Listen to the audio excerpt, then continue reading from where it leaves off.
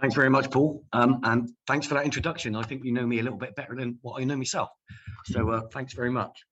Yeah, so as Paul said, my name is Mark Pepper, a lifelong resident of a tiny little area in North Bristol called Weston.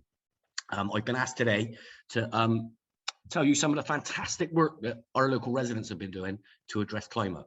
But first, I think, is a bit of a confession. I think Luke touched on it. When we set out back in 2012 as a group of unruly residents who just wanted to change our lot, really, we had no desire to make positive climate changes or reduce the climate damage at all, not at all.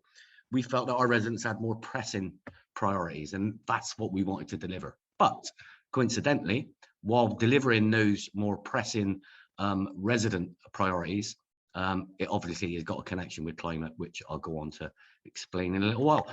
So yeah, Ambition Weston, we're a charity. We're ran by local residents, and all the work that Ambition deliver is done by the local residents. Next slide, please, Rob. Yeah, not dwelling too much on this. I think you all know what an area of void deprivation looks like, quite similar. Again, we're near the coast, so maybe impacted a little bit more than some areas around climate and the changes that we're going to see. The area has always felt a little bit left behind, well, quite a lot left behind, to be honest. Being on the outskirts of Bristol, we didn't get a lot of attention from politicians or other decision makers.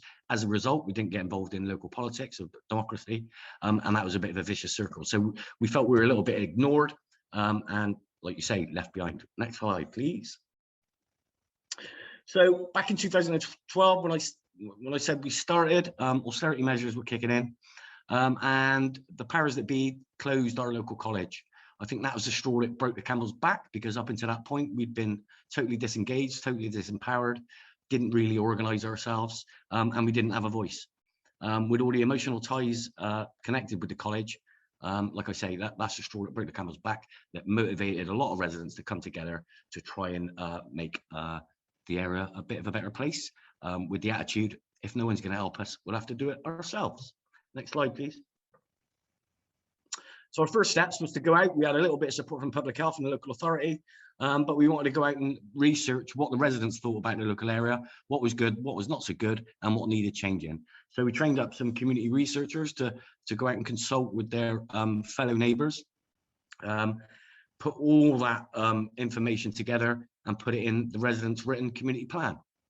Next slide, please, Rob. There are the things that came out of the conversation with the residents. So there's 8 things. And as you'll see, climate does not enter any of those things whatsoever. In fact, we had no responses around climate back in 2012, 2013 at all. Okay, next slide, please. So to deliver all the works that the residents were insisting they wanted to see changes in, we had to set up a lot of different subgroups. So we had a planning group, an energy group, community-led, loads and loads of different groups. We used different subgroups with those residents who had a particular interest in a topic or a theme, and we just enable them and provide them with the resources to go out and deliver the work that they want to deliver. The energy group is there, again, not because we're eco-warriors or we're climate activists, but because there's a lot of fuel poverty in a local area, and that was something that we wanted to address. Next slide, please, Rob. So planning, well, we were very unplanned back in the day, but we've got more plans than anything else at the moment. So we've got a community development plan. That's the residents' sort of wish list on how they want to see the area. We've got a big local plan, because way back in 2013, when we delivered our plan, that gave outside investors, for the first time, confidence in the residents that they knew where they wanted to go and how to get there. And as a result, the big local plan gave us £1 million, put it in the hands of the residents. And that was the game changer for us, basically. We've now had some resources and some power to make some real changes. In addition to that, the area we're seeing was primed for a lot of built development. So we want to make sure that whatever got built in the area benefited our local residents. So we went on to deliver a neighbourhood development plan, which gives us a lot more say in what and how things get built in the area. And it's there also to enable the community development plan to be realised. Also got an economic plan. It's great having a plan, but we're going to get the money to keep that plan going. And now soon to come is a climate action plan. Next slide, please. So we've now got a community that we think are engaged and empowered in most things.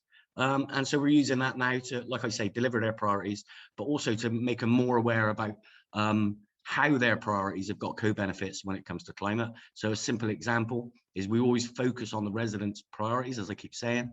So for example, there's a group of residents who wanted to beautify the area. So they want to see more plants come to the area. So we deliver that for them. We give them the resources for that.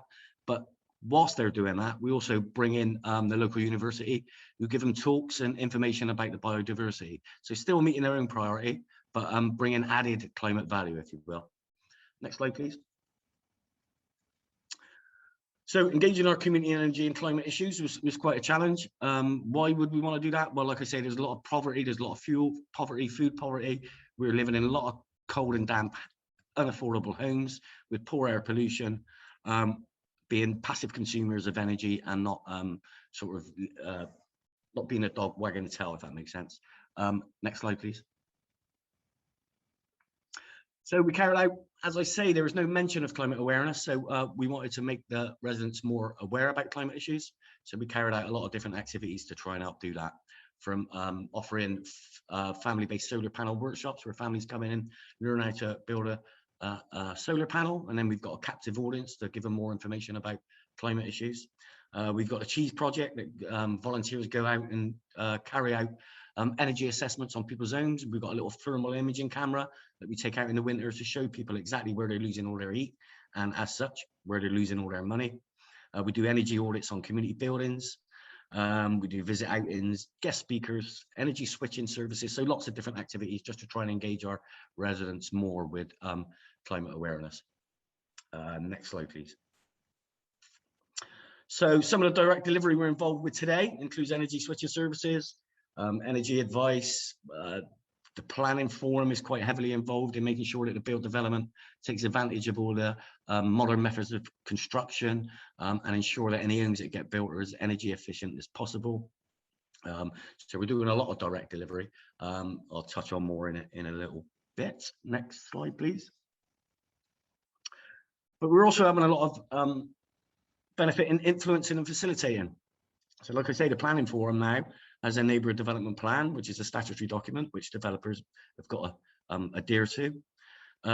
We've been instrumental in influencing the local authority to deliver new passive homes. Again, not because of climate, but for money in our residents' pockets. Our neighbourhood development plan insists that electrical vehicle charging points and the infrastructure for placed in all large developments. We're influencing the local authority to connect us up to the EAT networks. And we're also insisting that these new built developments are as energy efficient as possible by providing solar panels and ground source heat pumps in their new developments. Next slide, please.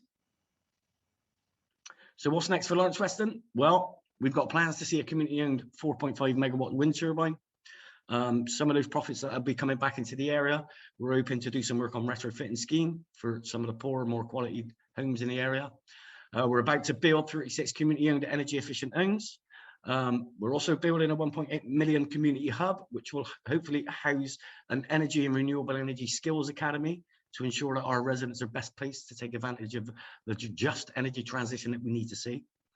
And like I say, we're about to go out to develop a climate action plan as part of a consortium being funded by the Lotteries Climate Action Fund.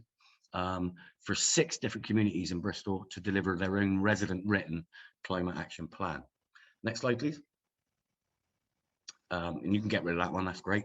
That's the end of that. Just to touch on some of the stuff we're doing very quickly. This is a bit of a boring list, but I'll rant through it. To do with ecology and green space, we've got Britain and Bloom, where we've won 2 awards already. We carry out, or we enable other residents to carry out guerrilla gardening activities from incredible edibles.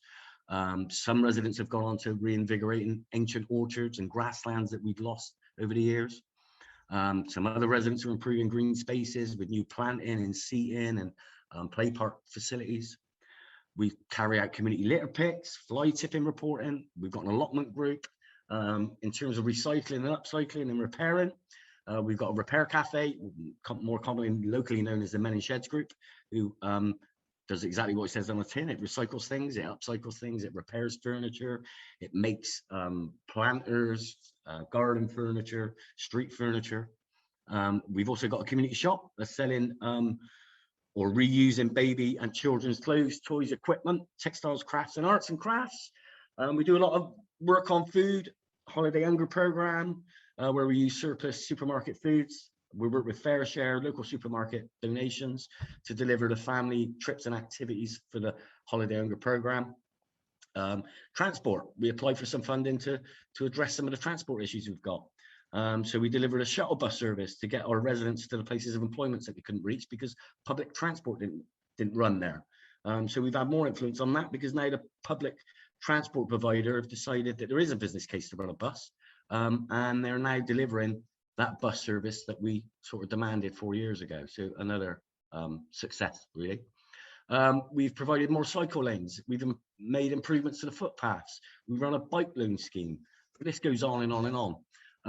The infrastructure projects, like I say, we helped enable another community energy company to deliver a solar farm nearby where we live, and as a result, we now receive 50% of the profits. That's what's got us involved in renewable energy, if I'm honest, not to save the climate, but to try and generate an income for our residents to address their more pressing needs. So like I say, we've now got planning permission, we've got investment lined up. The leases are all signed for 150 metre, which we believe will be the highest or the tallest wind turbine in England. We've got the community hub with a green roof, solar panels, landscaping that's going to have educational benefits around biodiversity. We'll be delivering the Renewable Energy Skills Academy, hopefully. We're improving the BMX track and family cycling centre. I mean, the list goes on and on, but we wouldn't have been able to do that without the resources that we needed, those that were given by local trust that put that money and therefore the power into the hands of the residents. A supportive local authority also helped by helping us secure the land for wind turbines, a community hub, and the likes. Like I say, we never went out to address the climate, but you know, they're so interlinked that it's impossible not to. That's the strategy we've taken. That strategy is working for us. And that's about it, really. That's Ambition Lawrence Weston's lot. Thanks for listening. I hope you're still awake.